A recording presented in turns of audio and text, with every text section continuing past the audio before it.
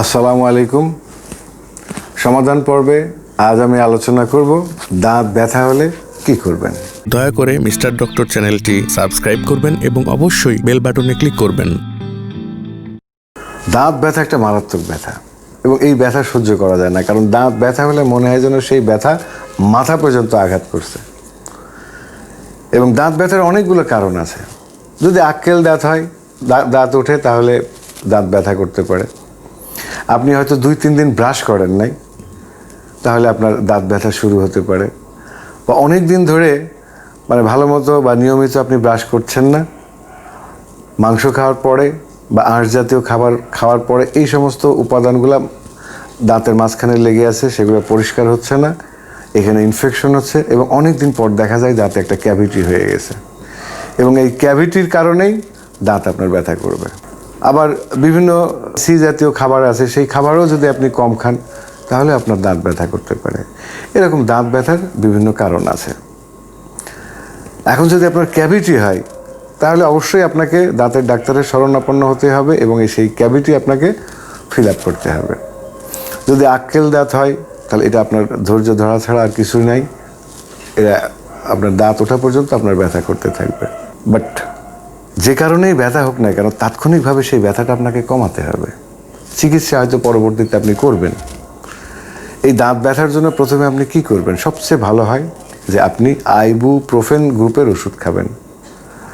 সেটা বাজারে প্রোফেন হিসাবে পাওয়া যায়, ইনফ্লাম হিসাবে পাওয়া যায়, ফ্লামেক্স হিসাবে পাওয়া যায় এবং এটা 400 মিলিগ্রাম। আপনি সকালে একটা খাবেন, রাত্রে একটা খাবেন, 12 ঘন্টা পর পর ওষুধ খাবেন এবং এটা 3 দিন কন্টিনিউ করবেন। এবং যে কোনো ব্যথার ওষুধ খাওয়ার আগে আপনাকে অবশ্যই অ্যান্টি আলসারেন্ট বা গ্যাস্ট্রিকের ওষুধ খেতে হবে পার্শ্ব প্রতিক্রিয়া আটকানোর জন্য।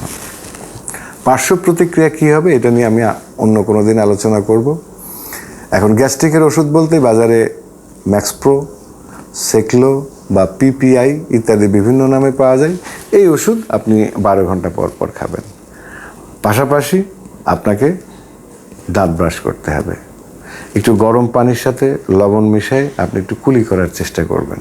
তাহলে আপনার যে ইনফ্লামেশন হচ্ছে সেই ইনফ্লামেশনটা কম হবে এবং এখানে ব্লাড সার্কুলেশনটা বেড়ে যাবে, ব্যথার অনুভবটা কম হবে। আপনি যদি ওই নিয়মগুলো পালন করেন এবং এই ওষুধগুলো খান তাহলে ঘন্টা 2 লাগবে আপনার এই ব্যথা কমতে। এরপরে আপনি ভালো থাকবেন। এরপরেও যদি আপনার মনে হয় যে না, আপনি ইনফ্লাম না বা ফ্লামেক্স না, আরও ভালো ওষুধ খাবেন, সেটাও আপনি খেতে পারেন। যেটা বাজারে ইটোরিকক্সিভ গ্রুপের, যেটা বাজারে ইকক্স, ইটোরিক্স অথবা টোরি নামে পাওয়া যায়।